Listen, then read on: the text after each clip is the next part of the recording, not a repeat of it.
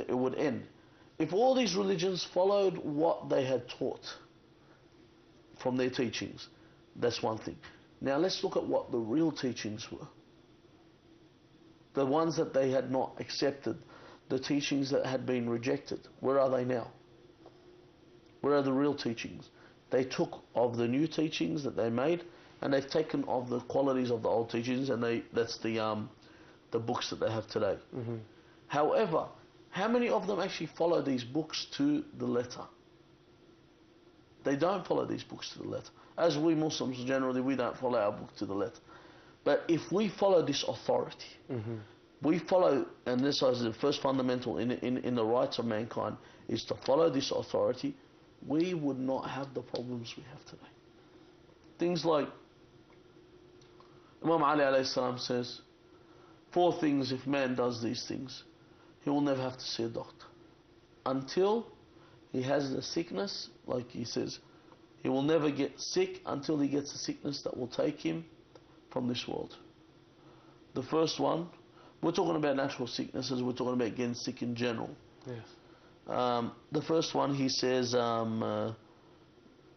before you eat, okay, do not eat until you are hungry. You are hungry, you need to eat. Do not get off the table.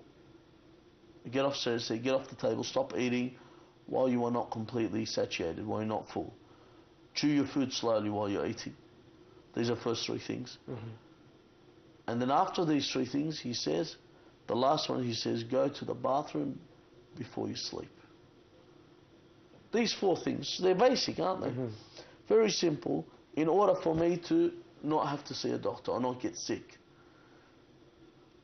Simple things like that, yet the Muslims don't follow them. And they're things that are so basic.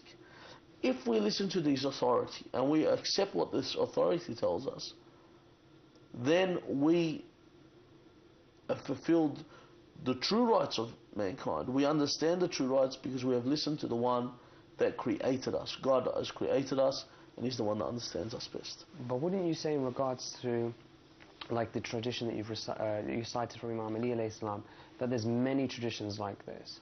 So sometimes the Muslims, we get confused because sometimes we hear, for example, someone say, or someone narrate a tradition saying Imam Ali alayhi salam did this, then Imam Raza alayhi salam did this, then Imam Hassan did this. And we're somewhat confused with... Contradictory? Can you give me an example? Not contradictory, but that there's so much to do. Which one do you pick? No, but you start off with the obligatory first. You know, prioritize. Mm-hmm. I start off with what's important. Things like, you know, sometimes you see someone, he wants to eat, and he'll do a million recommended things before he starts eating. Mm-hmm. And he'll do this, he'll eat some salt and do everything. A bit like, here's a really good example. There's those that they stay up all night, they'll pray Salat al-Layl, and then they miss out on Salat al-Subh in the morning. Yeah. This is the thing. I have to prioritize, which is more important, Salat al-Subh or Salat al-Layl? Salat al-Subh is wajib. The wajib is always more important. I need to prioritize. I need to look for what's important. When I start with these and I start doing what's important, I start doing the first thing that's most important thing is to abstain from sin. Mm-hmm. It's more important than doing mustahabbat. Abstain from anything that will incur the wrath of God. Once I do that, then I worry about the secondary issues. Mm-hmm. So I need to prioritize. Otherwise, there's a lot of things that you need to do, but you can't do them. And Allah Azza wa Jalla, this is the beauty of the whole thing. لا يكلف الله نفسا إلا وسعها. Allah will only make you, burden you with the amount that you're capable of handling. God's not going to burden you with more than you can handle. And this is the mercy of God. The reason He's asked us to do all these things is for our relaxation, for our rest.